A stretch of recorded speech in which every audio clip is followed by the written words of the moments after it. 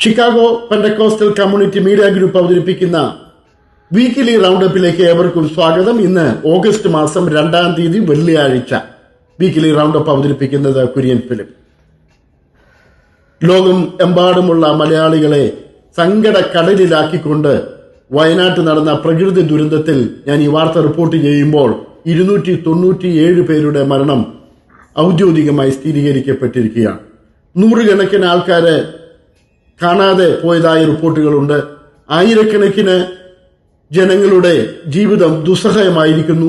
ആയിരക്കണക്കിന് ആൾക്കാർ വയനാട് ജില്ലയിലെ വിവിധ ഭാഗങ്ങളുള്ള ക്യാമ്പുകളിൽ കഴിയുന്നു.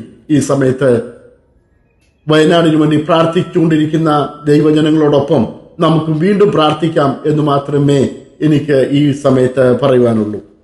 അവിടെയുള്ള നമ്മുടെ മാധ്യമ സുഹൃത്തുക്കളുമായി അവസാനമായി ഞാൻ ബന്ധപ്പെടുമ്പോൾ ഈ ദുരന്തം നടന്ന സ്ഥലത്ത് നിന്ന് ഏകദേശം 1 കിലോമീറ്റർ അകലെ നമ്മുടെ ഒരു സ്വതന്ത്ര സഭ പ്രവർത്തിക്കുന്നുണ്ട്.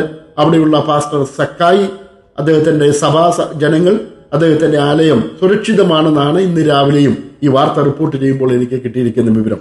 എന്നാൽ നിലമ്പൂര് തൊട്ടുള്ള ചില സ്ഥലങ്ങളിൽ മുകളിൽ നിന്ന് ഒഴുകി വന്ന വെള്ളം നമ്മുടെ പല 8ഓളം പാഴ്സനേജുകളിലും ഹോളുകളിലും വെള്ളം കയറി വലിയ നാശനഷ്ടമുണ്ടായതായും നമ്മുടെ മാധ്യമ സുഹൃത്തുക്കൾ അവിടെ നിന്ന് അറിയിക്കുന്നു. ആളപായങ്ങൾ ഈ വാർത്ത റിപ്പോർട്ട് ചെയ്യുന്നവരെ വിശ്വാസികൾക്ക് ഉണ്ടായിട്ടില്ല. സഭാ ഹോളുകൾക്ക് കേടുപാടുകൾ സംഭവിച്ചിട്ടില്ല. എന്നാൽ പല ഏകദേശം 8ഓളം ഫെയ്ത്ത് ഹോമുകളിലും ആലയങ്ങളിലും വെള്ളം കയറി നിരവധി സാധനങ്ങൾ നഷ്ടപ്പെട്ടതായി, ഉപയോഗശൂന്യമായതായി അവിടെ നിന്നുള്ള റിപ്പോർട്ടുകളിൽ പറയുന്നു. ഈ സമയത്ത് പ്രാർത്ഥനയുടെ ഒപ്പം നമുക്കും കൈകോർക്കാം. ഗുഡ് ന്യൂസ് ചാരിറ്റബിൾ സൊസൈറ്റിയുടെ ആഭിമുഖ്യത്തിൽ എത്രയും പെട്ടെന്ന് അവിടെ അങ്ങനെയുള്ള സ്ഥലങ്ങളിൽ പ്രവർത്തനം നടത്തുവാനുള്ള സഹായം എത്തിക്കുവാനുള്ള ക്രമീകരണങ്ങൾ ചെയ്തുകൊണ്ടിരിക്കുന്നതായി അവിടെ നിന്ന് അറിയിക്കുന്നു. വിശദ വിവരങ്ങൾ ഞങ്ങൾ പിന്നാലെ അറിയിക്കുന്നതാണ്. കഴിഞ്ഞ വീക്കെൻഡിൽ ഷിക്കാഗോയിൽ നിന്ന് ദൈവസേനയിലേക്ക് പോയ pastor Ben Koshy, pastor MB George എന്നിവരുടെ ശവസംസ്കാര ശുശ്രൂഷകൾ നടക്കുവാനിടയായി തീർന്നു. സിറ്റിയിലെ വിവിധ സഭകളിൽ നിന്ന്, വിവിധ സ്ഥലങ്ങളിൽ നിന്നായി നൂറുകണക്കിന് ദൈവമക്കൾ ഈ 2 ശുശ്രൂഷകളിലും പങ്കെടുത്തു. കുടുംബാംഗങ്ങളെ ആശ്വസിപ്പിക്കുകയുണ്ടായി. ഒരു പ്രാവശ്യം കൂടെ ഷിക്കാഗോ പെന്റക്കോസ്റ്റൽ കമ്മ്യൂണിറ്റി മീഡിയയ്ക്കുള്ള അഗാധമായിരിക്കുന്ന ദുഃഖം ഞാൻ ഒരു പ്രാവശ്യം കൂടെ രേഖപ്പെടുത്തട്ടെ.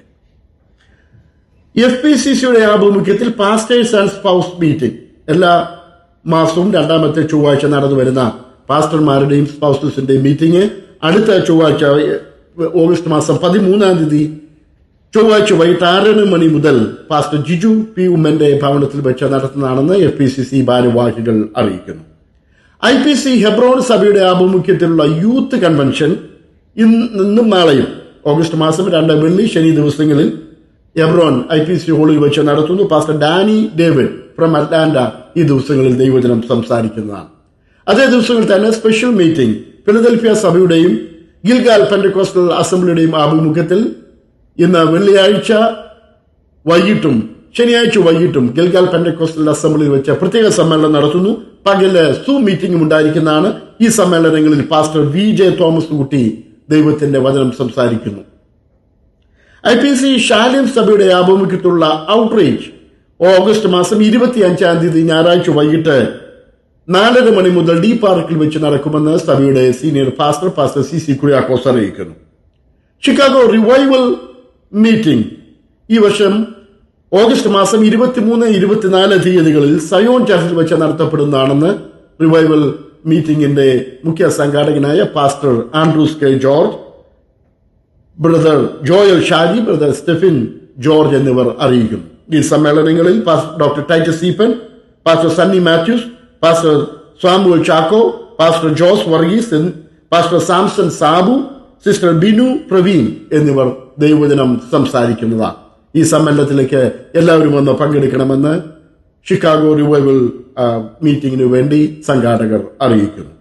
ഇതോടെ ഈ ആഴ്ചത്തെ വീക്കിലി റൗണ്ടപ്പ് ഇവിടെ അവസാനിക്കുന്നു. അടുത്ത വെള്ളിയാഴ്ച വീണ്ടും നാം കണ്ടുമുട്ടും വരെ ദൈവത്തിന്റെ കൃപകളും അനുഗ്രഹങ്ങളും സൂക്ഷിപ്പും പരിപാലനവും നമുക്കെല്ലാവർക്കും ഉണ്ടാകട്ടെ എന്ന് പ്രാർത്ഥിച്ചുകൊണ്ട് തന്നെ വീണ്ടും ഒരു പ്രാവശ്യം കൂടെ വയനാട്ടിൽ കഷ്ടമനുഭവിക്കുന്ന നമ്മുടെ സഹജീവികളെ ഓർത്ത് പ്രാർത്ഥിക്കുവാൻ, അവരുടെ സഹായത്തിൽ കൈത്താങ്ങാകുവാൻ ഞാൻ ഒരു പ്രാവശ്യം കൂടെ ഈ ഗ്രൂപ്പിൽപ്പെട്ട എല്ലാവരും ആഹ്വാനം ചെയ്തുകൊണ്ട് ഇന്നത്തെ വീക്കിലി റൗണ്ടപ്പ് ഇവിടെ അവസാനിപ്പിക്കുന്നു. ദൈവം നമ്മളെ സഹായിക്കട്ടെ.